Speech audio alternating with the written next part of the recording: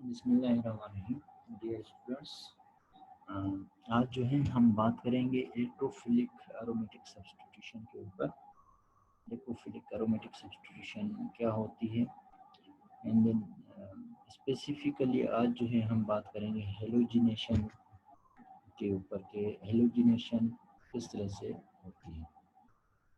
So first of all हम in general electrophilic aromatic substitution को देखते हैं कि ये क्यों होती है। अब देखें, एरोमेटिक जो कंपाउंड्स होते हैं हमें पता है कि इनमें मल्टीपल डबल बॉन्ड्स होते हैं, बट उसके बावजूद ये एडिशन रिएक्शंस नहीं करते। उसकी एक ख़ास वजह है कि ये एडिशन रिएक्शंस क्यों नहीं करते। अगर जो कंपाउंड्स एरोमेटिक नहीं होते, अनसैचुरेटेड कंपाउंड्स होते हैं, उनमें डबल बॉन्ड्स की प्रेजेंस होती है, तो वो इजीली सबसे पहले एडिशन रिएक्शंस करते हैं। बट जो एरोमेटिक कंपाउंड्स होते हैं ये एडिशन रिएक्शंस नहीं करते। उसकी वजह ये है कि इनका जो रिंग सिस्टम होता है, ये रिंग सिस्टम बहुत ज़्यादा स्टेबल होता है बिकॉज ऑफ इलेक्ट्रॉन डीलोकलाइजेशन। ये जो पाई इलेक्ट्रॉन्स इसके अंदर मौजूद हैं, इनकी डीलोकलाइजेशन की वजह से। अब देखिए यहाँ पे आपको एक सर्कल नज़र आ रहा है। अब सर्कल का यही मतलब है कि यहाँ पे जो इलेक्ट्रॉन, इसमें 3 डबल बॉन्ड्स मौजूद हैं, 3 पाई बॉन्ड्स मौजूद हैं, तो उनके जो इलेक्ट्रॉन्स हैं they are always in delocalization. So that's why यहाँ पे एडिशन रिएक्शंस की पॉसिबिलिटी ना होने के बराबर होती है, क्योंकि ये जो रेजोनेंस हो रही है तो ये इसको, इस रिंग को स्टेबलाइज कर रही होती है। सो दैट्स व्हाई ये जो एरोमेटिक कंपाउंड्स हैं ये इलेक्ट्रोफिलिक एरोमेटिक सब्स्टिट्यूशन या सब्स्टिट्यूशन रिएक्शंस करते हैं। तो यहाँ पे क्या होगा कि इस सब्स्टिट्यूशन की वजह से उनकी जो एरोमेटिसिटी है वो प्रिजर्व हो जाती है, वो डिस्टर्ब नहीं होती। सो that's why they easily go into the substitution reactions. तो सबसे पहले यहाँ पे आपको एक एग्जांपल नज़र आ रहा है, बेंजीन जो है रिएक्ट कर रही है ब्रोमीन के साथ, एंड यहाँ पे ब्रोमो बेंजीन बन रहा है। तो यू कैन सी कि यहाँ पे इसकी जो एरोमेटिसिटी है वो बेंजीन स्टार्टिंग मटेरियल था, तो ये ब्रोमो बेंजीन में भी जो है इसकी एरोमेटिसिटी प्रिजर्व रही है। ब्रोमीन आके वहाँ पे एक पोजीशन पे ऐड हो गई है। सो नाउ अब हम स्टार्ट करते हैं हेलोजिनेशन को। हेलोजिनेशन, जिस तरह से इसका नाम है हेलोजिनेशन, इसके यहाँ पे हेलोजन जो है एड अप हो रही है किसी तरह से इस सिस्टम में। तो यहाँ पे देखते हैं कि बेंजीन रिएक्ट्स विद क्लोरीन और bromine in the presence of लिवेस acids. कौन से लिवेस एसिड्स होते हैं? एल्यूमिनियम क्लोराइड है, फेरिक क्लोराइड है, फेरिक ब्रोमाइड है। तो ये जो लिवेस एसिड्स हैं ये एज ए कैटलिस्ट यहाँ पे काम करते हैं for the formation of chlorobenzene और ब्रोमोबेंजीन। ये कैटलिस्ट क्या करते हैं? कैटलिस्ट जो है, कैटलिस्ट का काम क्या होता है? कैटलिस्ट का काम ये है कि रिएक्शंस को इनिशिएट करें। यहाँ पे जो कैटलिस्ट का काम है वो ये है कि to initiate the reaction by generating the electrophile. कौन सा इलेक्ट्रोफाइल यहाँ पे जनरेट होगा? यहाँ पे हम ये क्लोरीनेशन कर रहे हैं, क्लोरीन की जो है एडिशन सब्स्टिट्यूशन कर रहे हैं, क्लोरोबेंजीन यहाँ पे बनाएंगे। तो यहाँ पे क्लोरोनियम क्लोरीन के ऊपर पॉजिटिव चार्ज है, तो ये एक जो है, या ब्रोमोनियम आयंस बनेंगे। तो ये क्या करेगा? ये कैटलिस्ट जो है यहाँ पे हेल्प आउट करेगा टू जनरेट दिस इलेक्ट्रोफाइल। ये इसके रिएक्शंस हैं कि जब बेंजीन के साथ क्लोरीन इनकी सब्स्टिट्यूशन रिएक्शन होगा, ये क्लोरोबेंजीन बन जाएगी in presence of aluminium chloride या फेरिक क्लोराइड। एंड जब ये बेंजीन के साथ ब्रोमीन की सब्स्टिट्यूशन होगी in presence of aluminium bromide या फेरिक ब्रोमाइड, तो यहाँ पे ब्रोमोबेंजीन बन जाएगी। नेक्स्ट इसके मैकेनिज्म के ऊपर आते हैं। मैकेनिज्म किस तरह से होगा? इसका फर्स्ट स्टेप क्या होगा? जनरेशन ऑफ क्लोरोनियम आयन है जिसमें कि इलेक्ट्रोफाइल बनेगा। किस तरह से बनेगा? Lewis acid forms a complex with chlorine. Lewis acid क्या करता है? ये लिवेस एसिड है एल्यूमिनियम क्लोराइड, ये एक कॉम्प्लेक्स बनाता है इस क्लोरीन मॉलिक्यूल के साथ। यू कैन सी हियर ये इंटरमीडिएट कॉम्प्लेक्स यहाँ पे बन गया कि एक नया बॉन्ड क्लोरीन और एल्यूमिनियम के बीच को बन गया। एंड देन जब ये इंटरमीडिएट कॉम्प्लेक्स बनता है तो ये इंटरमीडिएट जो भी प्रोडक्ट्स होती हैं दे आर अनस्टेबल। वो क्या होती हैं? अनस्टेबल होती हैं। तो जो भी इंटरमीडिएट्स होंगे वो खुद को या तो किसी और मॉइटी के साथ रिएक्ट कर देते हैं या फिर खुद को रीअरेंज करके स्टेबलाइज करने की कोशिश करते हैं, because they are very unstable species. तो यहाँ पे क्या हो रहा है कि ये यहाँ से ये बॉन्ड क्लोरीन क्लोरीन का इस इंटरमीडिएट कॉम्प्लेक्स बनने के बाद ये ब्रेक हो रहा है। क्लोरीन के ऊपर पॉजिटिव चार्ज है तो इसके ऊपर इलेक्ट्रॉन्स आ जाएंगे। ये जो है बन जाएगा यहाँ पे tetra chloro aluminate. Tetra chloro aluminate ये एनाइन बन जाएगा और यहाँ पे बन जाएगा क्लोरोनियम आयन, जो कि हमें चाहिए फॉर फर्दर नेक्स्ट स्टेप के लिए। ये एक एज इलेक्ट्रोफाइल यहाँ पे काम करेगा। अब यहाँ पे एक और भी जो है एक कॉन्सेप्ट है कि यह बिलीव किया जाता है कि ये जो कॉम्प्लेक्स बनता है ये डायरेक्टली जो है क्लोरीन ट्रांसफ़र हो सकती है बेंजीन रिंग की तरफ। ये भी एक जो है थॉट है कि इस तरह से भी होता है, बट हम जो भी मैकेनिज्म है कंप्लीट मैकेनिज्म उसको फॉलो करेंगे। सेकंड स्टेप की तरफ जाते हैं जहाँ पे इलेक्ट्रोफाइल के ऊपर जो है अटैक होना है या attack of chloronium ion on pi electron ring aromatic system, जिसमें कि फॉर्मेशन ऑफ एडिनियम आयन होगी। देखिए यहाँ पे ये क्लोरीन के ऊपर पॉजिटिव चार्ज है, ओके, क्लोरीन के ऊपर पॉजिटिव चार्ज है, क्लोरोनियम आयन है, ये बेंजीन है। बेंजीन के पास ये पाई इलेक्ट्रॉन्स हैं, 3 डबल बॉन्ड हैं। इनमें से एक डबल बॉन्ड के जो इलेक्ट्रॉन्स हैं they will behave as a nucleophile. Yes, यहाँ पे इलेक्ट्रोफाइल तो मौजूद है, हमें एक दूसरा न्यूक्लियोफाइल चाहिए जो इलेक्ट्रोफाइल के ऊपर जो है अटैक करे। देन ये बेंजीन का जो इलेक्ट्रॉन है डबल बॉन्ड के, ये बिहेव करेंगे as a nucleophile, then they will attack on this chloronium ion and there will be a formation of arenium ion. क्या होगा कि यहाँ पे इसकी एरोमेटिसिटी यहाँ पे जो है ख़त्म हो जाएगी, वेनिश हो जाएगी। तो यहाँ पे आपको नज़र आ रहा है कि क्लोरीन नया बॉन्ड यहाँ पे बना देगा, इस पोजीशन पे क्लोरीन बॉन्ड बन गया। यहाँ पे हाइड्रोजन ऑलरेडी मौजूद था तो हाइड्रोजन भी यहाँ पे शो हो रहा है। अब यहाँ पे क्या होगा कि एक जो कार्बन था दूसरी तरफ ये वाला कार्बन, ओके, अब ये बॉन्ड जब ब्रेक होगा यहाँ से तो ये क्या करेगा, ये अपने दोनों इलेक्ट्रॉन यहाँ से ले जाएगा, क्योंकि नया बॉन्ड बन रहा है। ये नया बॉन्ड जो भी बनेगा 2 इलेक्ट्रॉन के साथ बनेगा, क्योंकि इसके ऊपर तो पॉजिटिव चार्ज ये कोई इलेक्ट्रॉन शेयर नहीं कर सकता। तो व्हाट विल हैपन कि ये जो कार्बन है यहाँ पे फिर ये पॉजिटिव चार्ज आ जाती है, ठीक है।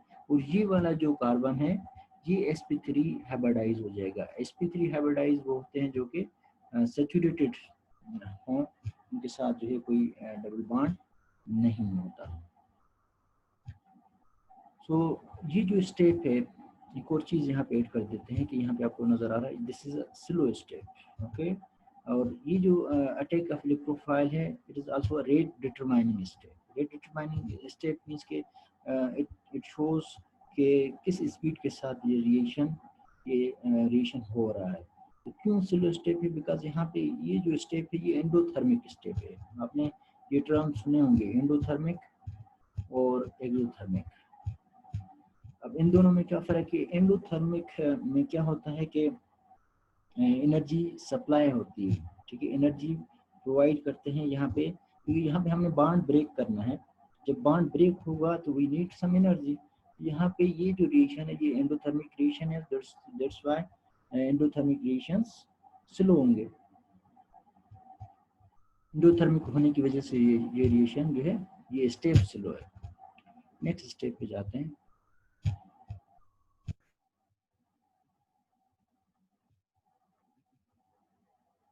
अब एरोमेटिसिटी तो लास्ट हो गई, ठीक है, क्योंकि यहाँ पे तीसरा जो डबल बॉन्ड था वो यहाँ से ख़त्म हो गया। यहाँ पे जो है एरिनियम आयन बन गया। अब ये इसका जो है रेजोनेंस स्टेबलाइजेशन ऑफ एरिनियम आयन है। इसमें आपको एक सिग्मा कॉम्प्लेक्स की बात हो रही है कि सिग्मा कॉम्प्लेक्स ये आपको आगे नज़र आ रहा है कि किस तरह से इसका हाइब्रिड स्ट्रक्चर बन जाता है। देखिए aromaticity is last at this stage. One of the carbon becomes sp3. This is sp3 carbon. So formation इसकी हम बात कर चुके हैं कि ये एंडोथर्मिक प्रोसेस के तहत बन रहा है। तो यहाँ पे जो है 4 पाई इलेक्ट्रॉन जो है एरिनियम आयन में डीलोकलाइज हो रहे हैं अमंग 5 sp2 हाइब्रिडाइज्ड कार्बन्स। ठीक है, अब ये जो पॉजिटिव चार्ज वाला है ये भी sp2 हाइब्रिडाइज्ड है। ओके, तो ये वाले जो इलेक्ट्रॉन्स हैं ये पूरे सर्किल में तो जो है ये डीलोकलाइजेशन नहीं कर रहे, सिवाय इस sp3 कार्बन को छोड़ के। आपको यहाँ पे देख रहे होंगे कि यहाँ से ये डॉट शुरू हो रहे हैं और यहाँ पे जाके ख़त्म हो रहे हैं। पूरे सर्किल में ये डॉट्स नहीं है, बिकॉज ये पूरे सर्किल में ये डीलोकलाइजेशन नहीं हो रही, क्योंकि ये जो एक कार्बन इसका sp3 हो गया और इस कॉम्प्लेक्स ने या इस एरिनियम आयन ने एरोमेटिसिटी जो लूज की, उसकी वजह से ये 5 कार्बन के ऊपर इसके जो इलेक्ट्रॉन की मूवमेंट मौजूद है। अब यहाँ पे देखें एरिनियम आयन हमने जो पीछे स्टेप में देखा वो ये है। अब यहाँ पे देखें कि ये रेजोनेंस पॉसिबल है, हो सकती है, बिकॉज ये डबल बॉन्ड जो है ये आगे शिफ्ट होगा पॉजिटिव चार्ज की तरफ। देखें ये डबल बॉन्ड यहाँ पे आ गया, तो ये पॉजिटिव चार्ज यहाँ पे आ जाएगी। देन ये वाला जो डबल बॉन्ड है ये फिर आगे शिफ्ट होगा पॉजिटिव चार्ज की तरफ, ये पॉजिटिव चार्ज जो है फिर इस पोजीशन पे आ जाएगी। तो ये रेजोनेंस जहाँ पे भी होगी वो उसको, या डीलोकलाइजेशन जहाँ पे भी होगी वो उस कॉम्प्लेक्स को या उस हाइब्रिड स्ट्रक्चर को उसको स्टेबलाइज करेगी। अब स्टेप 3 में क्या होगा? स्टेप 3 में ये होगा कि लॉस ऑफ प्रोटॉन होगा। किस लिए लॉस ऑफ प्रोटॉन होगा? कि वापस जो है एरोमेटिसिटी को वापस लाने के लिए ये लॉस ऑफ प्रोटॉन होगा। अब वहाँ से जो टेट्राक्लोरोअल्यूमिनेट जो बना था वो क्या करेगा, उसके ऊपर नेगेटिव चार्ज है, तो ये नेगेटिव चार्ज क्या करेगी, इस प्रोटॉन को एक्सेप्ट करेगी। ये इलेक्ट्रॉन जो इसके साथ है ये फिर वापस बेंजीन रिंग की तरफ आ जाएंगे, बिकॉज यहाँ पे पॉजिटिव चार्ज है, यहाँ पे इलेक्ट्रॉन की डेफिशिएंसी है, तो ये इलेक्ट्रॉन यहाँ पे आ जाएंगे, तो ये दोबारा से एरोमेटिसिटी रीजनरेट हो जाएगी। And then you can see कि यहाँ से प्रोटॉन का लॉस हो गया। जो प्रोटॉन यहाँ पे लॉस करेगा वो HCl बन जाएगा एंड देन एल्यूमिनियम क्लोराइड बन जाएगा।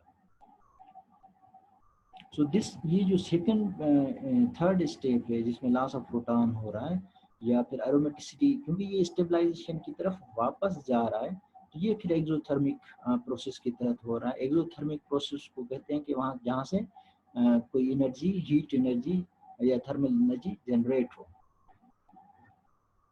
या जो है एनर्जी वहाँ से लिबरेट हो।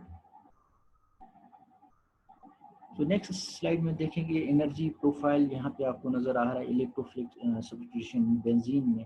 तो यू कैन सी है कि यहाँ पे बेंजीन है, ठीक है। अब एनर्जी प्रोफाइल में दो जो है एक्सिस होते हैं, एक एक्स एक्सिस है ये, दूसरा वाई एक्सिस है।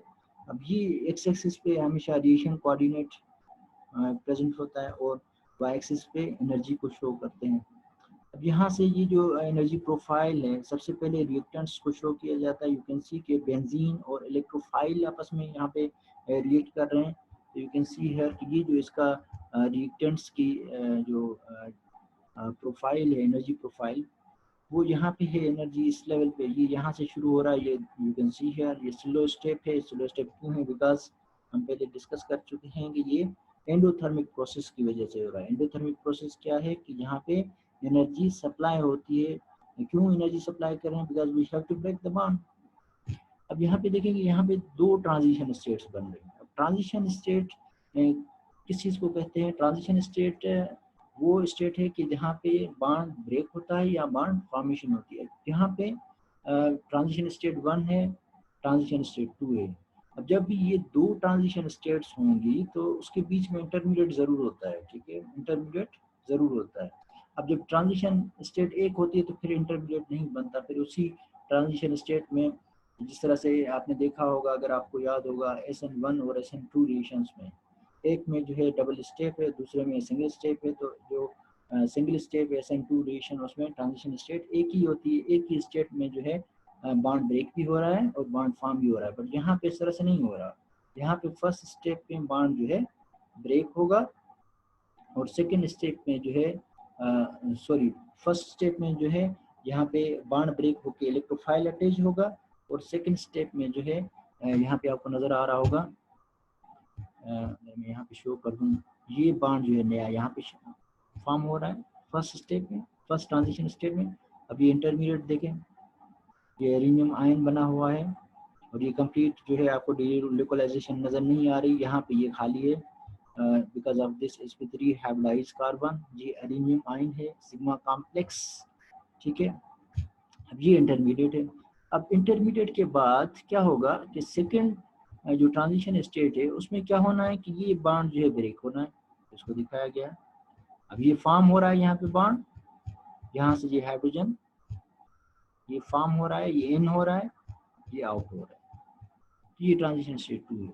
अब ये जो स्टेप है, क्योंकि यहाँ पे स्टेबलाइजेशन की तरफ ही बेंजीन जा रही है, एरोमेटिसिटी वापस आ रही है, जब एरोमेटिसिटी वापस आएगी तो ऑब्वियसली स्टेबिलिटी इंक्रीज हो जाएगी बिकॉज ऑफ रेजोनेंस एनर्जी। तो यहाँ पे बिकॉज ऑफ डीलोकलाइजेशन, तो ये जो स्टेप है ये फिर फास्ट स्टेप होता है। और ये जो प्रोडक्ट है, प्रोडक्ट हमेशा मोस्टली जो है रिएक्टेंट से ज़्यादा स्टेबल होती है। आप देखें रिएक्टेंट्स जो है यहाँ पे हैं इसकी एनर्जी, और प्रोडक्ट जो है इसके नीचे है। देखें यहाँ पे तकरीबन इसकी एनर्जी में प्रोडक्ट्स हमेशा रिएक्टेंट से ज़्यादा स्टेबल होती है।